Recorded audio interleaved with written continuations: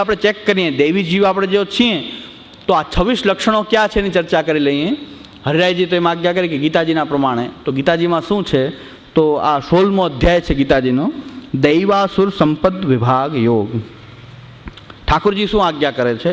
અભયમ સત્વ સંશુદ્ધિર જ્ઞાન યોગ વ્યવસ્થિતિ દાનમ દમશ્ચ યજ્ઞશ્ચ સ્વાધ્યાયસ્તપ આર્જવમ. અભયમ કોઈ પણ પ્રકારનો ભય ન હોવો. અભય અભય ક્યારે પ્રાપ્ત થાય કે જો સર્વત્ર બ્રહ્મનો અનુભવ થતો હોય તો અદ્વૈત ભાવના, બ્રહ્મથી હું અભિન્ન છું, સર્વમ ખલુ ઇદમ બ્રહ્મ વગેરે ભાવના જેને દ્રઢ હોય એને કોઈનો ભય ન રહે. સર્વત્ર બ્રહ્માત્મક જોતો હોય એ અભય, તો એને અભય પ્રાપ્ત થાય, કોઈથી એને ભય થવાનું કોઈ કારણ નથી. અભયમ સત્વ સંશુદ્ધિર અંતઃકરણની શુદ્ધિ. દેવી જીવોમાં અભય હોય, કોઈનો ભય ન હોય, બહુ ડરતા હોય, બોલવામાં ડરતા હોય, કહેવામાં ડરતા હોય, બધામાં ડર અભય. એ ભયવાળો છે એ દૈવી જીવ નથી. દૈવી જીવ અભય. અભયમ એને કાંઈ ભય હોતો નથી. તો સત્વ સંશુદ્ધિર અંતઃકરણની શુદ્ધિ. દૈવી જીવોનું અંતઃકરણ શુદ્ધ હોવું જોઈએ, હોય છે શુદ્ધ. તો અંતઃકરણની એ શુદ્ધિ. અંતઃકરણની શુદ્ધિ ક્યારે કહેવાય કે જો વાસનાઓ એની અંદર ન હોય તો. અંતઃકરણની અંદર વાસનાઓ ભરેલી હોય તો અંતઃકરણ શુદ્ધ ન કહેવાય.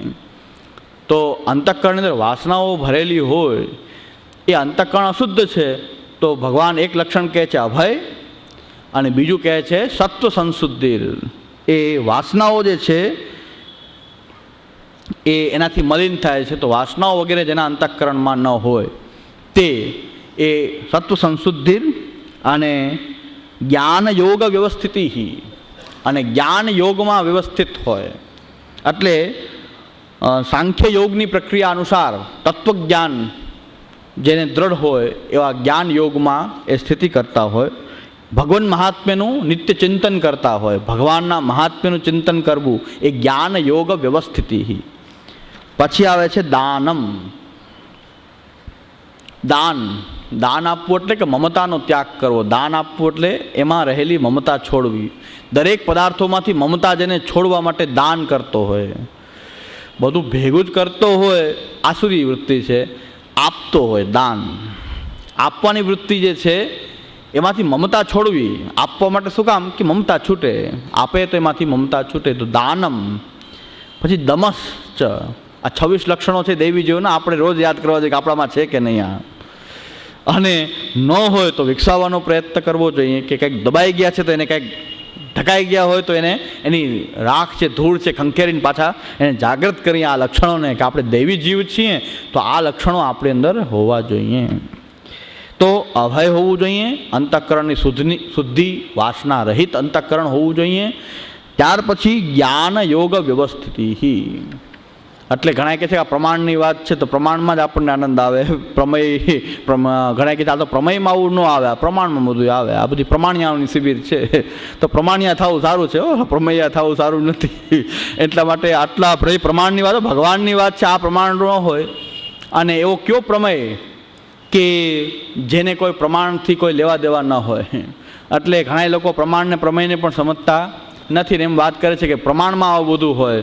આ ભગવાનના વચન છે અને આ વચનનું જો પાલન નહીં કરીએ તો આપણા જેવો મહાઆસુરી બીજો કોણ હોઈ શકે કે જો ભગવાનના વચનની પણ આપણે એ અનદેખી કરી દઈએ, ભગવાનના વચનો પણ આપણે માનીએ નહીં. તો અભયમ સત્વ સંશુદ્ધિ જ્ઞાન યોગ વ્યવસ્થિતિ. દાનમ મમતાનો ત્યાગ કરવો, દાન. દમ ઇન્દ્રિયો જે વિષયોમાં એ દોડતી હોય એનો નિગ્રહ કરવો એ દમ. શાસ્ત્ર અનુકૂળ ઇન્દ્રિયો જ્યાં દોડે એ પ્રમાણે આપણે દોડવું, ઇન્દ્રિયોના વિષયોની તૃપ્તિ કરતા રહેવી. તો એ દૈવી જીવોનું લક્ષણ નથી. દૈવી જીવો તો દમન કરે, દમ.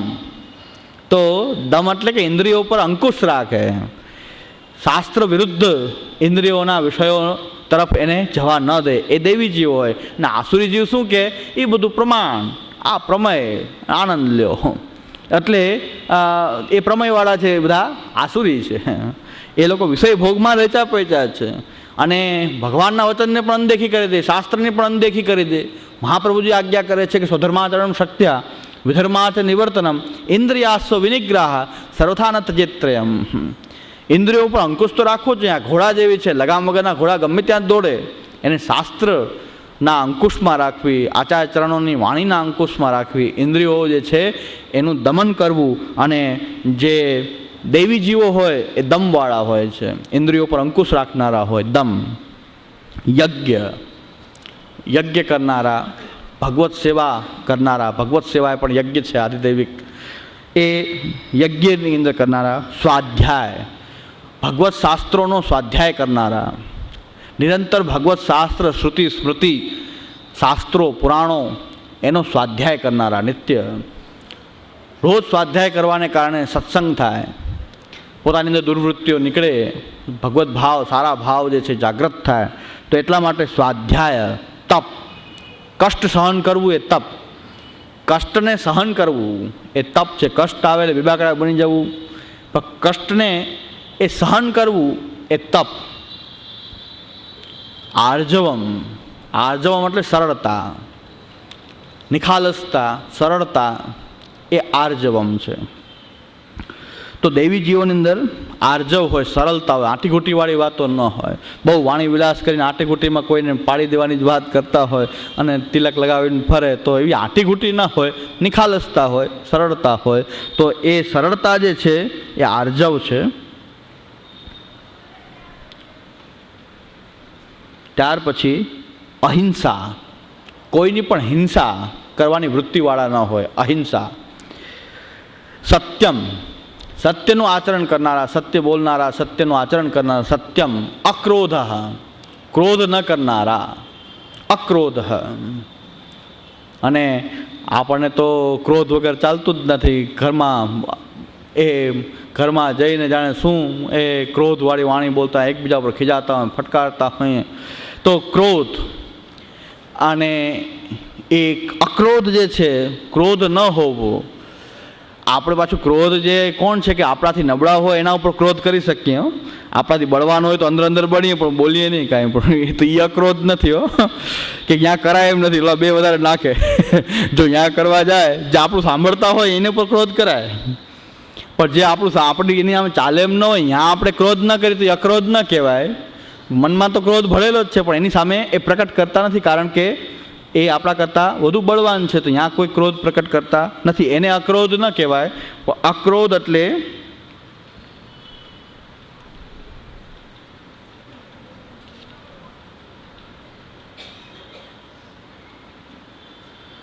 અંતઃકરણમાં નિર્દુષ્ટ ભાવના એ તૈયાર થાય તેવી વ્યવસ્થા કરવી. નિર્દુષ્ટ ભાવના, મનમાં નિર્દોષ ભાવના થાય ક્યારે થાય? ચિત્તની એ સમસ્થિતિ વિના એ બને નહીં. અને ચિત્તને સમસ્થિતિમાં રાખવા માટે યમ નિયમ, યમ એ નિયમ વગેરેથી, એ સાત્વિક જ્ઞાન, યમ નિયમ વગેરે દ્વારા અંતઃકરણને સ્વચ્છ રાખ્યા સિવાય અક્રોધ જે છે એ ક્યારેય પ્રાપ્ત થાય નહીં. ક્રોધ જે છે ભલે બોલીએ નહીં પણ અંદર તો ક્રોધિત થતા હોઈએ, બળતા તો હોઈએ, ભલે પ્રકટ ન કરતા હોય, એ પણ અક્રોધ નથી. પણ ચિત્તની સમસ્થિતિ જળવાઈ રહે એ કેનાથી જળવાય? યમ એ દમ, ઇન્દ્રિયોનું દમન. અને યમ એટલે એ સત્ય, અહિંસા, અસ્તેય, બ્રહ્મચર્ય, અપરિગ્રહ. આ 4 વસ્તુ, એ 5 વસ્તુ યમ કહેવાય. તો યમ જે છે સત્ય, અહિંસા, હિંસા ન કરવી, સત્યનું આચરણ કરવું, અહિંસા. અસ્તેય એટલે ચોરી ન કરવી. અસ્તેય એટલે ક્યાંય ચોરીને ન લઈ લેવું. પછી મીટર બંધ રાખતા હોય એ ચોરી કહેવાય. મીટર બંધ રાખીએ, ત્યાંથી પાવર ચોરી કરીએ, લોકોને છેતરીને કંઈક પૈસા લઈએ, એ બધું અસ્તેય. એ ચોરી કરવી એ અસ્તેય છે. બ્રહ્મચર્ય, ભગવત ધર્મોનું આચરણ કરવું એ બ્રહ્મચર્ય છે. અને પરસ્ત્રી ગમન, વ્યભિચાર એનાથી દૂર રહેવું બ્રહ્મચર્ય. અને છેલ્લે કહેવામાં આવે છે એ અપરિગ્રહ, ભેગું જ કરવું એવી વૃત્તિ ન રાખવી, કોઈની પાસેથી કાંઈ લેવાની વૃત્તિ ન રાખવી. અપરિગ્રહ આ યમ છે. યમ ઇન્દ્રિયોનું દમન, સાત્વિક જ્ઞાન, એના દ્વારા અક્રોધની સ્થિતિ, ચિત્તની સમસ્થિતિ થાય. તો ચિત્તની સમસ્થિતિ જળવાય એટલે ક્રોધ ઉત્પન્ન ન થાય, એવી સ્થિતિ એ અક્રોધ છે. દેવી જીવમાં અક્રોધ હોય, ત્યાગ, ત્યાગ છોડવાની વૃત્તિ, ભેગું કરવાની વૃત્તિ નહીં પણ ત્યાગ હોય. ત્યાર પછી શાંતિ,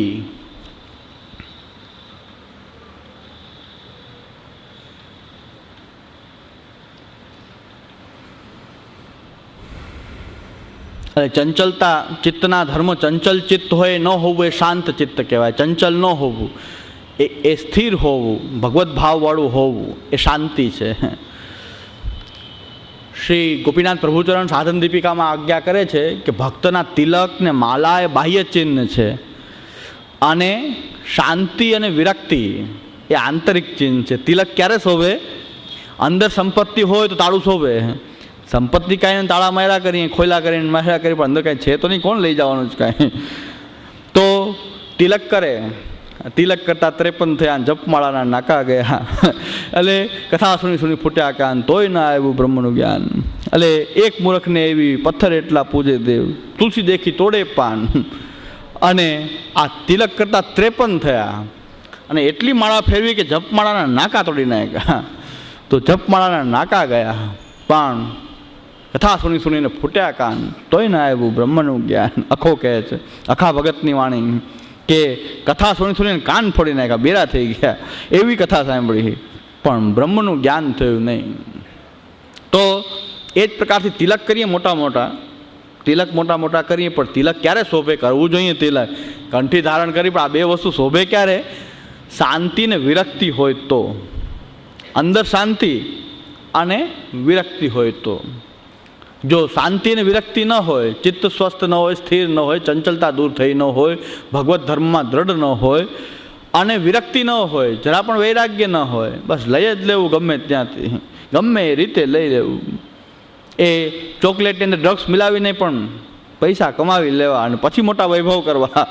તો એ પછી કે કેવી, અમારે ત્યાં 5 કીર્તનિયા બોલાવો હોય તો આવતા નથી અમારા ઘરમાં, તો કમસે કમ કીર્તનિયા કે અહીં ત્યાં નહીં, કીર્તનમાં 5 કીર્તનિયા ન હોય, ગોતવા જાઓ તો 5 કીર્તનિયા ન આવે. પણ આખી બસ ભરીને કીર્તનિયા આ ડ્રગ્સવાળાની જાય, જે ચોકલેટમાં ડ્રગ્સ મિલાવીને પૈસા ભેગા કરે. ત્યાં અમારે ત્યાં તો ગામડાઓમાંથી ઠેઠ અહીં સુધી આવે. પણ ધંધો શું કર્યા હતા, ધંધા પકડાઈ ગયા. ન પકડાયો તો કેમાંય મિલાવત હજી ખબર નહીં, પણ પકડાઈ ગયા વહેલા. અને તોય પાછા જેલમાં ગયા હતા તો પણ કડક અપરસો, પ્રસાદ કે જલ ન લે, તો હથકડી પહેરાવીને પણ ઘરે આવે, અપરસમાં સ્નાન કરાવીને પ્રસાદ લે. આ શોભે ક્યારે? જેલમાં શોભે? જેલમાં તારી અપરસ આવી શોભે? તો આવું સાંભળેલું છે આ આધુનિક કથા કે આ અપરસ તમારી શોભે કેમ? તિલક આ શોભે? આવું કાર્ય કરતા હોય, જેલમાં જવું પડે, તિલક શોભે? તો આ વસ્તુ જે છે કે ગોપીનાથ પ્રભુચરણે આપણું ધ્યાન દઈશું કે તિલક કરો પણ અંદર શાંતિ ને વિરક્તિ હોવી જોઈએ. પૈસા કમાવાની પણ લિમિટ હોઈ શકે ને, કાંઈક તો વૈરાગ્ય હોવો જોઈએ કે નહીં? કાંઈક તો વૈરાગ્ય હોય કે ભાઈ પૈસા આવે ઘણા પણ કોઈના આરોગ્ય સાથે ચેડા કરીને કે પૈસા કમાવે? એવી રીતે પૈસા વૈષ્ણવ કમાવીને પછી ઠાકોરજીનો વૈભવ કરે, ઠાકોરજી અહંકાર કરે? એવી રીતે અમારે પણ અંદર પણ અમે તિલક કરતા હોઈએ તો કાંઈક વૈરાગ્ય પૂરેપૂરો નહીં તો થોડો ઘણો તો રાખવો જોઈએ વૈરાગ્ય.